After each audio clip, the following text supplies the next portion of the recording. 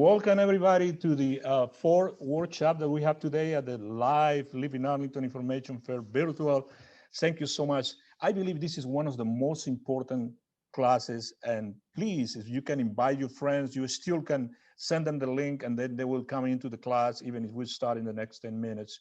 This is recorded right now, and please mute yourself, and the questions are going to be at the end of the presentation of our net presenter. Our net presenter is Karen Surface. She is with Economic Development Center and the Latino Economic Development Center. And the class is Understanding Your Credit Report and How to Build a Good Credit. So with that, Karen, please take it away. Great. Good afternoon. Thanks for joining this very important presentation on understanding your credit report and how to build a good credit history. My name is Karen Surface again. I'm a housing counselor, certified housing counselor and program manager with the Latino Economic Development Center. My office is here in Arlington. LEDC's mission is to drive the economic and social advancement of low to moderate income Latinos and other DC area residents by equipping them with the skills and tools to achieve financial independence and become leaders in their communities. The services that we provide, financial capability, we do first-time homebuyer education, foreclosure prevention, tenants' rights, small business development, and we also do some micro-lending. Today, we will discuss obtaining a copy of your credit report, understanding a credit report, what is included in a credit report, how to read a credit report, credit scoring and how to improve your credit score, and disputing information. First of all, you probably want to know how to obtain a copy of your credit report.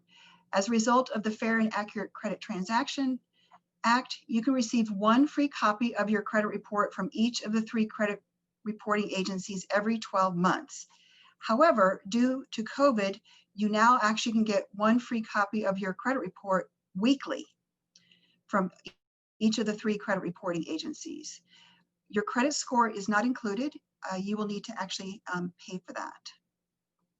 How to get a copy of your credit report? Visit annualcreditreport.com, call 1-877-322-8228, or you can go on the website, download, and mail in a request form. Be very careful, even if you type in or if you do a search on annualcreditreport.com, the first 3 or 4 things that pop up on Google are other whatever websites that are not offering you a free credit report. So just be really careful, make sure that you actually go to the annualcreditreport.com website. So who can request a copy of a consumer's credit report? You, the consumer, a credit grantor or creditor, an investor, servicer, insurer, a potential employer, an insurance company. The court can request a copy of your credit report, child support enforcement, and anyone with permissible purpose as defined by the Fair Credit Reporting Act. So you can see there's quite a lot of folks out there that might be requesting a copy of your credit report. So what is a credit reporting agency? It's really important that we know what this company is that actually does all this. It's a company that draws information from the bureaus and provides information for a fee in an easy to understand format to other creditors. The information that a credit reporting agency sells to creditors, insurers, and other businesses is called a consumer credit report. They put it into a format that's easy to read. And there are other databases such as tenant screening companies, check verification services, and medical information services that actually also report to the credit reporting agency. So the 3 main credit reporting agencies are Equifax, TransUnion, and Experian. Equifax tends to be more in our area, and then TransUnion and Experian are in the Midwest or on the West Coast, but all 3 credit bureaus are obtaining information from you here in this area. Understanding credit reports. So the credit bureau gathers information on consumers who use credit. The bureaus then sell this information to credit grantors such as banks, retail stores, credit card companies. The credit bureaus describe how much a consumer has borrowed, from whom they have borrowed, and how consistently these debts have been repaid. So what is included in this infamous credit report? Your personal information, public records, credit history, and credit report inquiries. And I'm going to go through all these different sections. It's just important to know what's not included in your credit report. Your checking or savings account information is not included. If you had a bankruptcy that's more than 10 years old, it will not be on your credit report. Charge-off debts placed for collection that are more than 7 years old will not be on there. In addition, information pertaining to a person's sex, ethnicity, religion, political affiliation, medical history, or criminal reports is not included in your credit report. And the other thing is income. Income is not on your credit report. So it really does, the credit report is not at all based on your income, which is sometimes hard to believe. You can be a very low income person and have the highest credit score. You can be really, really rich and have terrible credit. So there's 5 information zones in a credit report. Again, personal information, credit scoring results and summary, trade lines and derogatory accounts, public records, and inquiries. And I'm going to go through each of these sections. So personal information, that would be your name, your address, and your social security number. Other information may also be on your personal information, like your employment history and your date of birth. Employment history is oftentimes outdated. It may not be correct. And a lot of times you can just call the credit bureau and just give them that information verbally, and they'll change the employment history information. The other part, if it's incorrect, you will need to send them information to correct that information. Credit scoring results. So everyone's always really concerned about their credit score. What is a credit score? It's a number that summarizes a consumer's credit risk based on a snapshot of a credit profile. So credit models produce the score based on a mathematical algorithm that calculates the probability of an individual's potential to default based on their comparison of their behavior, of a pattern of their credit behavior. So they're taking millions of people's information and they're going through this algorithm and figuring out what the probability is of you repaying a debt. So what is your credit score? These are the different sections. So if your credit score is under 549, it's considered very poor. Between 550 and 649, it's also considered poor. 650 to 699 is fair, and generally in this category, you would qualify for a mortgage. 700 to 749 is considered good. And again, you should have no problem qualifying for a mortgage. And then 750 to 850 is excellent. So how are credit scores calculated? So 35% of your credit score is calculated by your payment history. How are you making your payments? Are they on time? Are they late? 30% is how much you owe. And this is also referred to as credit utilization. So if you are maxed out on all your credit cards, your credit score will be negatively impacted by the amount that's owed. Again, if you have a very low balance compared to your credit limit, this will greatly benefit your credit score.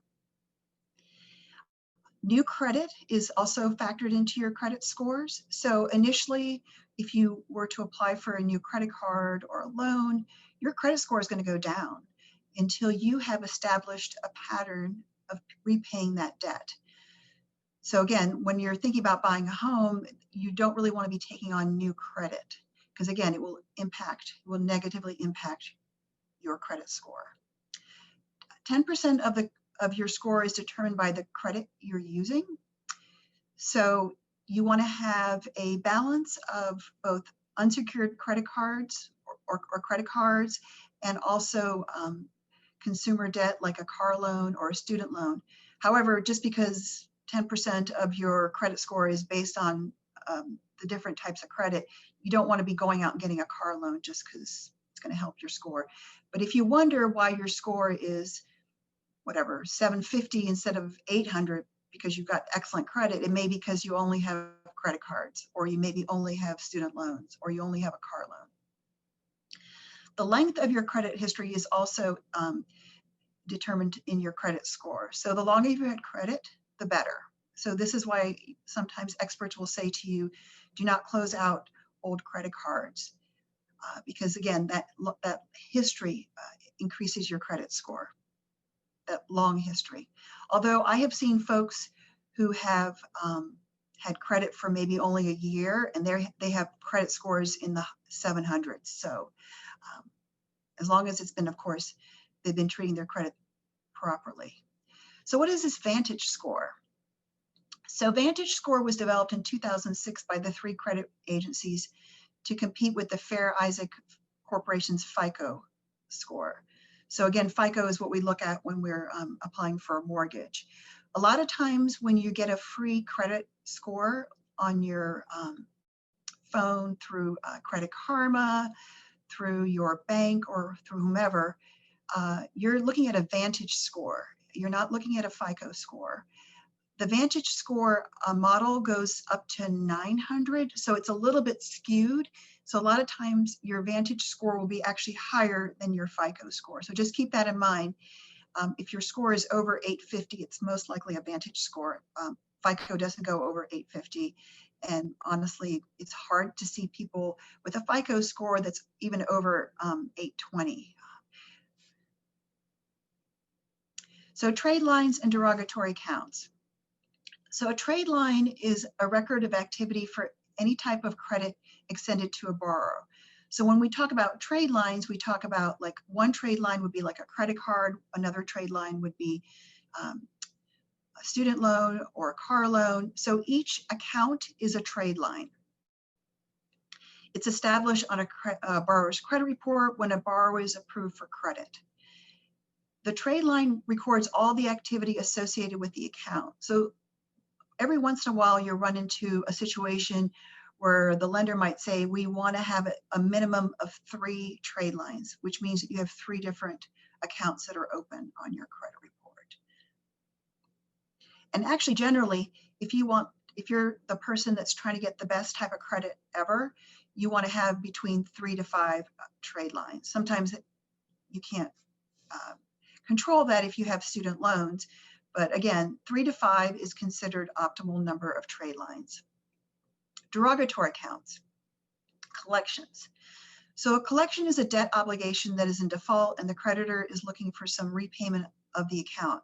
Oftentimes, the original creditor has enlisted the services of a professional debt collection company. So for example, you go to the doctor and for whatever reason, your insurance doesn't pay for your doctor's bill. You decide not to pay it for whatever reason. A lot of times, those get sold to a collection agency, and they will then turn around and try to go after you for the unpaid debt. A couple things that just to let you know, just information. Hopefully, this is not something anybody has happened to them. A foreclosure is a legal procedure in which a mortgage property is sold to pay the outstanding debt in case of default. So our agency provides foreclosure prevention. Foreclosure is just the worst way, it does the worst things to your credit. So it's something that you want to avoid. So if you know of anybody that's in foreclosure or is facing foreclosure, please have them contact us. A deed in lieu of foreclosure is when, before the foreclosure, you deed the property back to the mortgage holder to satisfy the mortgage. This is after you've been trying to sell the property, no one wants to buy your property, so you deed it back. A short sale is a sale of the property for less than the amount due on the mortgage in order to avoid foreclosure. So we had a lot of short sales back in the 2007, 2008 foreclosure crisis. It's not clear what's going to happen starting in January, if this is something that's going to pop up again, if people are not able to pay their mortgage. Of course, as a first-time home buyer, this might be an opportunity for you to purchase a property is through a short sale, although short sales, they're called short, but they really take a long time. Public records. So a couple things, hopefully you don't have this on your credit report. A judgment. A judgment's the result of a formal decision made by a court following a lawsuit. On a credit report, it describes a monetary responsibility. For example, you decide not to pay your credit card, or you move and you never get the credit card bill, and then the credit card company takes you to court for the amount that you owe. You don't pay it. It shows up on your credit report as a judgment. So if you're going to buy a home, you would need to satisfy a judgment. The other thing you would need to satisfy if you're trying to purchase a home is a tax lien, a federal or state non-payment of taxes due. So you really don't want to get to the point where you have a tax lien. If you're having issues paying your taxes, contact the IRS, contact your state. A lot of times they're willing to put people into repayment plans. You do not want to have a lien, a tax lien. Again, you would have to completely take care of that tax lien before you can qualify for a mortgage. Other public records that may appear on your credit report, a Chapter 7 bankruptcy. It's also known as a liquidation bankruptcy. It wipes out all your debt included in the discharge, and it stays on your credit report for 10 years from the date of discharge. Sometimes people are so over their head with the debt that, and there's no way they're ever going to be able to pay everybody off. Chapter 7 is what it's there for, to help you get out of debt. Now, another type of bankruptcy is Chapter 13. It's also known as a reorganization bankruptcy. You're given a court-appointed repayment plan that lasts for 3 to 5 years. And if you complete this plan, you're able to keep your property. And this stays on your, this type of bankruptcy stays on your credit report for 7 years. So let's just say you did have a Chapter 13. As soon as you're out of that Chapter 13, you can actually purchase a home. So you are paying your debtors back in a court-approved repayment plan. A lot of times people that are in foreclosure will also enter into Chapter 13 bankruptcy to try to pay off the arrearage, the amount that they owe. If you have any delinquent child support payments, these will need to be taken care of. They are reported on your credit history, and they will not be discharged in bankruptcy. I don't often see delinquent child support, but again, it's something you need to take care of before you want to purchase. Other derogatory counts, charge-off. If you've had a debt that is deemed uncollectible by the original creditor and it's written off as bad debt. A lot of times you had, maybe in your younger years, you had a credit card, you didn't pay it, you said, don't care about that anymore, it was charged off. So this is where you may want to go back to the creditor and see if you're trying to purchase a home and it was done in the last couple of years, you may want to go back there and back to the creditor and see if you can settle that that derogatory charge off. Late payments are also derogatory on your credit report. So a late payment is any payment that's made after the due date on an account. But the important thing to remember is only payments that are 30 days late will show up on your credit report. So I'm going to repeat that. Only payments that are 30 days late will show up on your credit report. So if you're late paying your credit card, but you pay it within that 30 days, that late payment will not show up on your credit report. You may have to pay a late fee, but it's not going to show up on your credit report until it's 30 days late. So just remember that. Inquiries. At your request, you provide access to your credit report to a creditor lender to apply for a new loan or a new line of credit. So if you're going to apply for any type of credit, a lender is going to do what's called a hard inquiry. It can impact your credit score negatively. Credit models typically group multiple mortgage and auto loan inquiries within a 45-day period so they can show up as a single inquiry. So if you are thinking about buying a home, again, you want to do all your inquiries within a 45-day period, so it will only show up once on your credit report. And the inquiry will remain on your credit history for 24 months. So what are soft inquiries? So this is access to your credit report that will not affect your credit score. So you can check your own credit every day. Again, now you can do it weekly, and through because of COVID and through April 20 of 21. But in regular times, you can do it once a year. So you can pull your own credit. It's not going to affect your credit score. Your employer who does a background check on you, it's not going to affect your credit score. If you're renting an apartment or setting up utilities, these are also soft inquiries. These will not hurt your credit. Sometimes these soft inquiries occur without your permission. The credit reporting companies sell your information to credit card companies, all kinds of other companies. So again, this will be a soft inquiry, would not affect your credit score. It is only visible to you and does not impact your score. So when you pull a copy of your credit report, you can get a copy of everyone who has applied, who has inquired about your credit. So for example, we also are able to pull credit for folks.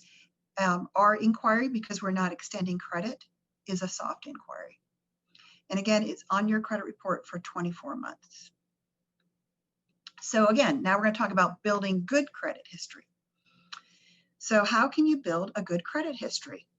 The most obvious thing to do is to pay your bills on time. Secondly, keep your credit card balances low. Try to keep below 30% of your available credit or credit limit. Even trying to keep 10% of your credit is great. Pay down your balances on your credit cards. Don't apply for more credit. Always be choosy. Apply for credit cards only when necessary. So you don't want to rack up a whole bunch of credit cards. When I was in my younger days, I had 20 credit cards because every time I got a deal at a department store, I opened up a credit card. And then to my horror, I pulled my credit report and I had 20 credit cards. And so it actually took me about a year to close out all these credit cards. So again, don't do that kind of thing. Hopefully people aren't doing this kind of stuff anymore. The other thing you can really do to improve your credit, you can pay your credit card bill more than monthly. I have a young daughter who I think I've scared her to death about credit. So she typically will use her credit card for convenience to go grocery shopping and buy gas. And then every other week when she gets paid, she pays off her credit card. So she is constantly paying down her balance on her credit card. And her credit score is like 750, which is unbelievable for a 23-year-old. But she's figured out how to game the system. Never co-sign for a financial account for a friend or relative. If you've already done that, I'm sorry.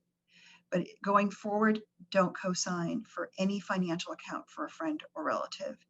When you co-sign something for somebody else, that credit becomes your credit. And if your friend or relative does not pay that account, it will negatively impact you.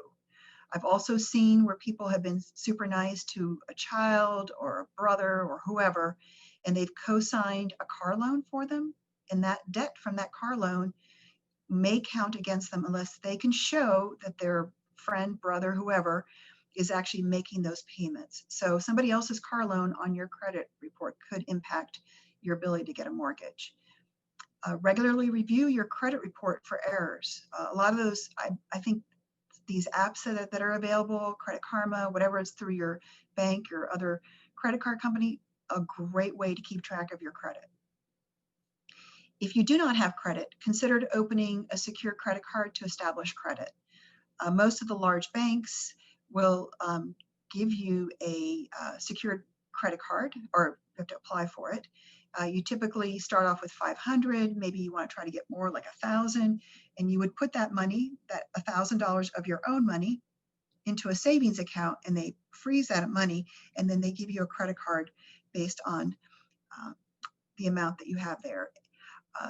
About a month ago, I actually was counseling somebody who did not have any credit, and he was like in his 40s, I believe. And he went to go get a secured credit card, and his bank actually gave him an unsecured credit card. So try to go get an unsecured one first, but if that doesn't work, go for the secured credit card. student loan rehabilitation. So if you are behind on your student loans, you're going to have to bring them current in order to get a mortgage. So an option is to get your student loans out of default is loan rehabilitation. So you set this up with your student loan servicer, and you must make 9 voluntary, reasonable, and affordable monthly payments within 20 days of the due date. And after you have done that, then you can get yourself or you can get your student loan out of default. So again, if you're thinking about buying in about a year and you have some issues with your student loan, now is the time to work on it. You pull your credit report and you find out, oh my gosh, this stuff is not mine on my credit report. So what do you do? My suggestion is if you are able to do it through the annualcreditreport.com. Go to that website and dispute it. The credit reporting agency will receive the dispute, and then they have 10 days to get that information to the creditor, and then the creditor has 30 days to respond. Is it valid or accurate? Or I'm sorry, is it not valid or is it accurate? So if it's valid, your dispute's valid, for instance, it's not yours or it's wrong for whatever reason, they will remove that information from your credit report. If it's accurate, it will remain on your credit report and you will receive a notice that it's staying on your credit report. Find reputable help. I help people with their credit, other housing counselors, there's also credit counselors. Whatever you do, avoid credit repair agencies. They are sometimes a scam. They are trying to set you up sometimes for bankruptcy, or some of them are good, some of them are not so good. You can go to HUD.gov and try to find some reputable help. Just be very careful. I oftentimes say that if you see something advertised on late night TV, that might not be the best place to go to for help with your credit. It is free for we do not charge anything for helping people with their credit. Avoid identity theft. So identity theft is the fastest growing crime. It is important that you safeguard your personal information. In the case of theft, act quickly, place a fraud alert, contact your credit card companies, freeze your credit, and make a report to law enforcement.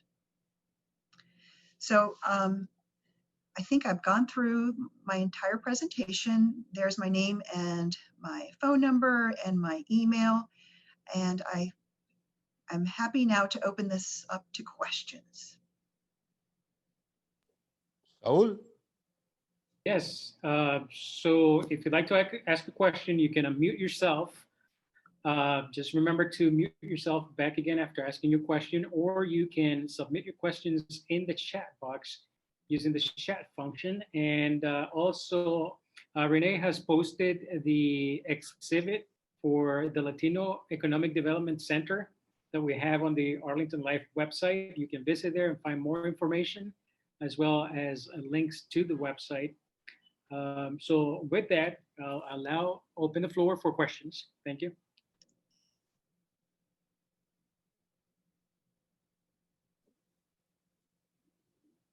I'm going to start. This is Jorge. Question that I always people ask is, if I don't have any credit, how do I start getting credit?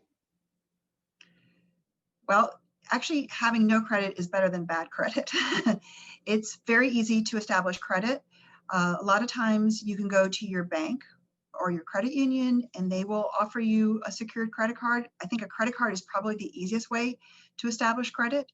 Otherwise, you may also be able to get what's called a secured loan. You put up money and you borrow against it, and you make those payments over the course of a year or 2 years, and you have established credit. You can establish credit pretty quickly, I was going to say, like within 3 months to 6 months of not having it at all.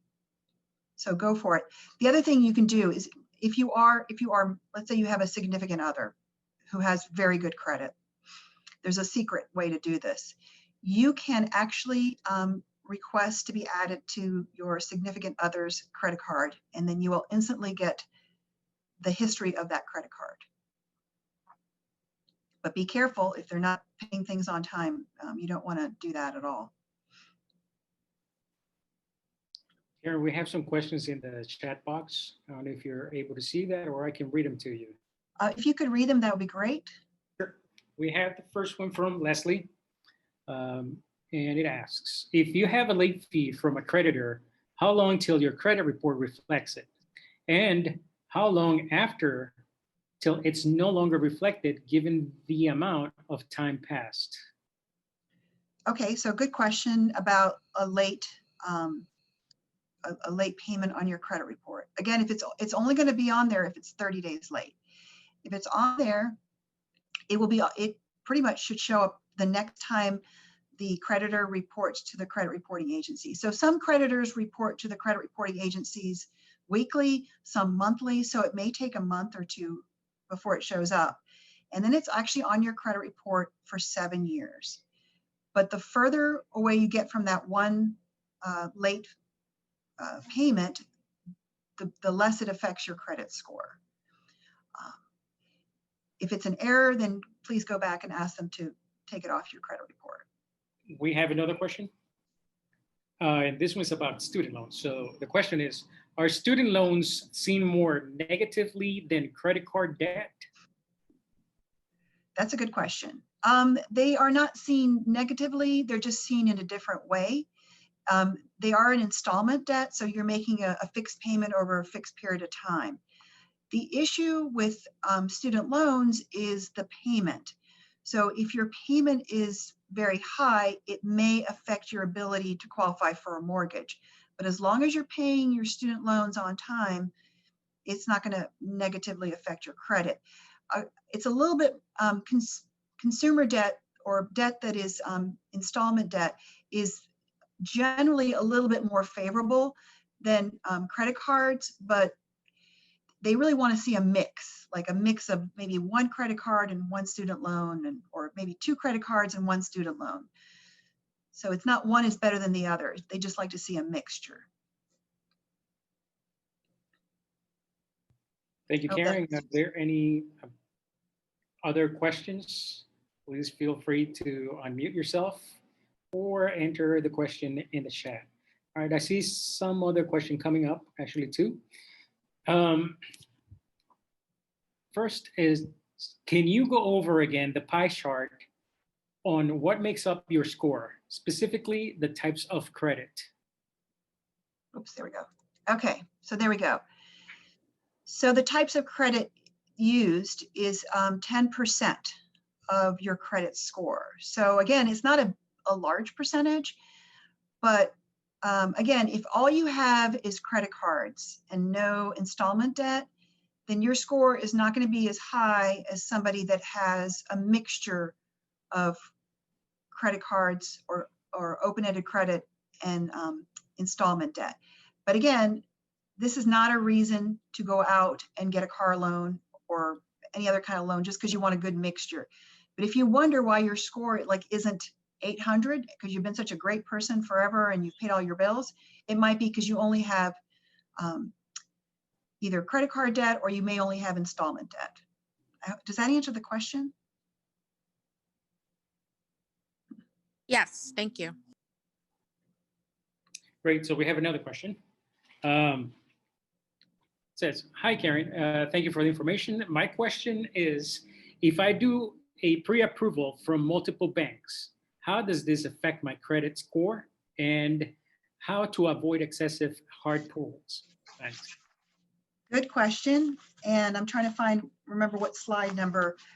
So as long as you do all those inquiries within a 45-day period, it will only count as one credit inquiry. So yes, so what you want to do is you just really want to, when you decide you want to buy, just talk to the 3 lenders or 5 lenders or wherever you do it, but do within a 45 period. What doesn't look so good is if you do one inquiry, for instance, today, and then another one in 2 months and another one in 3 months, then it looks like you're doing multiple. The credit model is not set up to count those all as one inquiry. So do your shopping.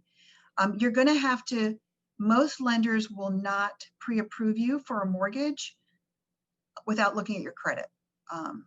a lot of times you can talk to a lender and say, hey, I talked to this other lender and they said my score was 750. What programs can I use with my 750 credit score?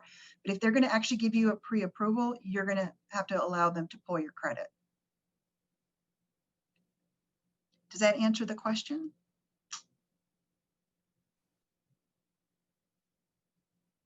Trying to find this slide that I had it in. I think it might have been towards the beginning. There we go.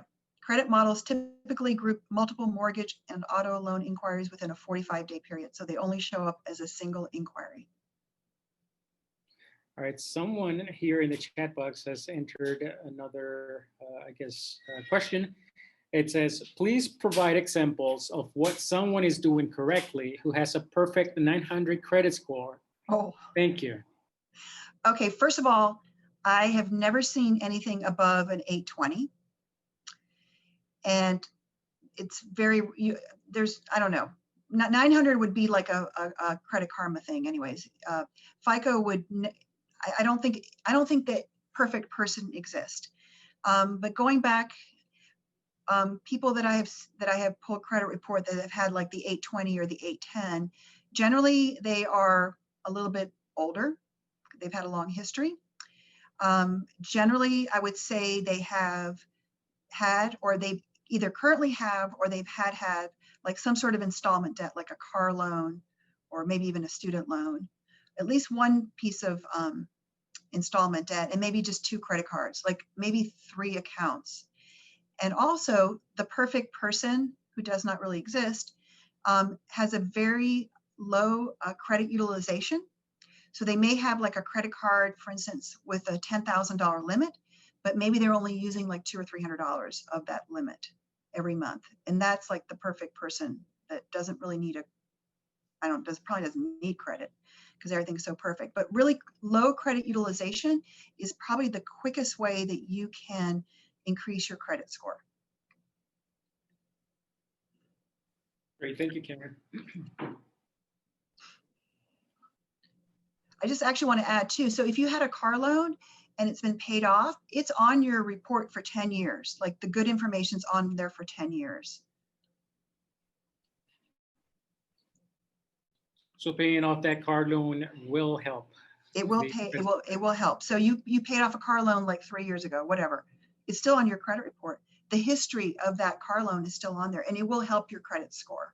You don't have to have current installment debt. You do need to have some sort of credit card or something that's open. Mm-hmm.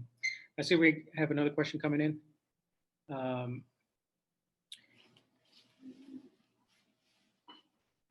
Do you happen to know as to why a credit card company would raise my credit limit without me requesting it? Would having too much of a credit limit affect my chances of getting mortgage or auto loans? First of all, congratulations. That is fantastic that they actually increase your credit limit, unless you're a type of person that just cannot, whatever, has no self-discipline and you're going to go out and buy something crazy. So they have increased your credit limit because you are a good credit risk and they want your business. It's not going to, it's actually, if nothing else, it would actually help your ability to purchase a home. Again, as long as you don't use that credit. Just pretend like you didn't get that credit card increase. It will actually improve your credit because you're going to have a lower utilization. You're going to be using a lower percentage of the credit availability on that credit card. So congratulations. That's great. I'm trying to think. I have a 23-year-old daughter, the one that just pays her credit card off all the time, and they keep on raising her score. I mean, keep on raising her limit. She has like a menial, well, whatever. She has a very low paying job right now. And I think her credit limit's like $5,000 because she just keeps on paying her credit card down and they just want to keep on extending more credit to her. So it's good. It's good for you.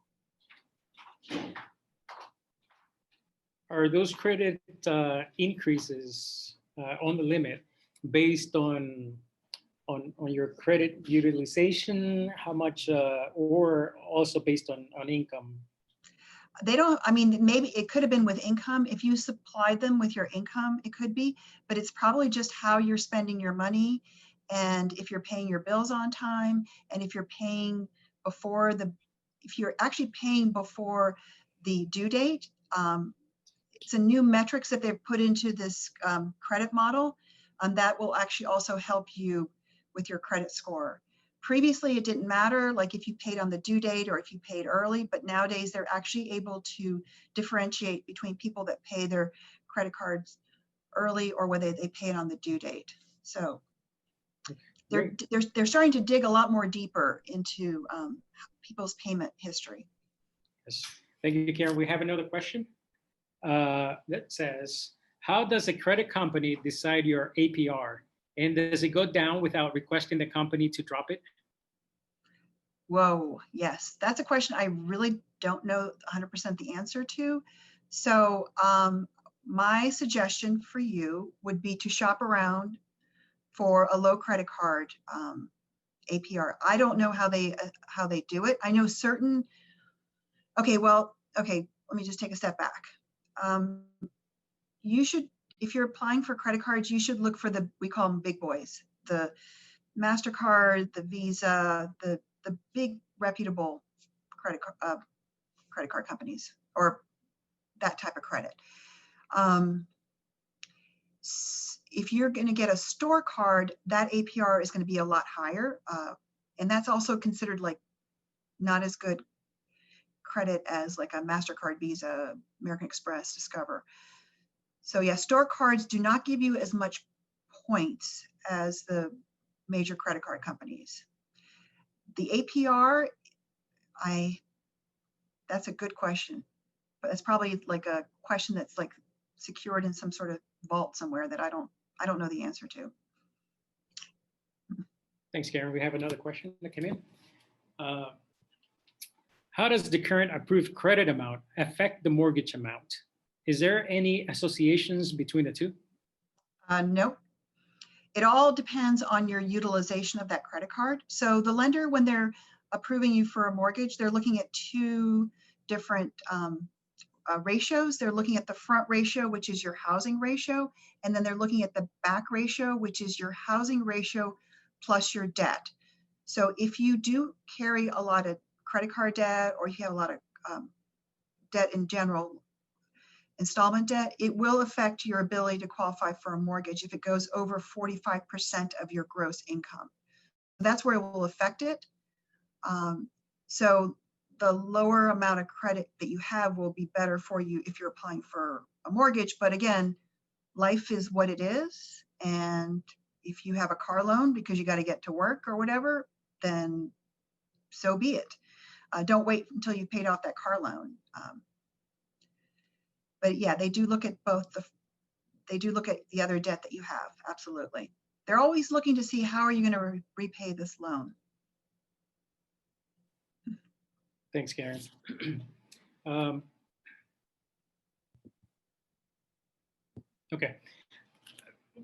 Since you have this screen up, and it second bullet point talks about keeping your, I guess, debt below 30% of your available credit or credit limit. Do other debt play along into this numerical or percentage? Say you have a credit card, but you also have like an auto loan. Do those numbers factor into this 30%, or is an auto loan separate from that? So an auto loan is separate. It's an installment debt, and so it's got a beginning and an end, and it's got a fixed period. So it's not going to, that's a good question that I don't really know the answer. If at the beginning of the auto loan, though, you really want 3 to 6 months after that auto loan, because you need to show a pattern of paying.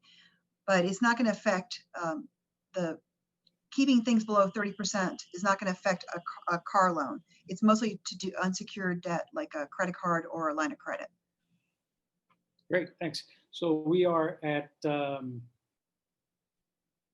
1:44, and we're going through 1:45. So if there's any last minute question, we can get to it. Otherwise, thank you so much, Karen. Thank you so much for the opportunity. I'd be happy to help anybody. Call me. call me on Monday, actually. Call me, email me, be happy to help anybody with their credit. I can also pull credit reports for you. And if you become one of our clients, there's no charge, and there's no charge for any of our services, but I can pull your credit report for free right now through June 30th. I can pull your credit report and get your credit score for free. So there you have it. You have Karen's information on the screen, and in the chat box, you also find a link to the exhibitor page for the organization that Karen works for, the Latino Economic Development Center, which also includes links and some useful information on there. So please go and visit that exhibit. And with that, we are ending this class. So thank you so much, Saul, and thanks, Jorge. Thank you. Thank you, everybody. Thank you so much. And like I said before earlier, happy Halloween, everybody. Okay, so go to the next class. Thank you. Enjoy it.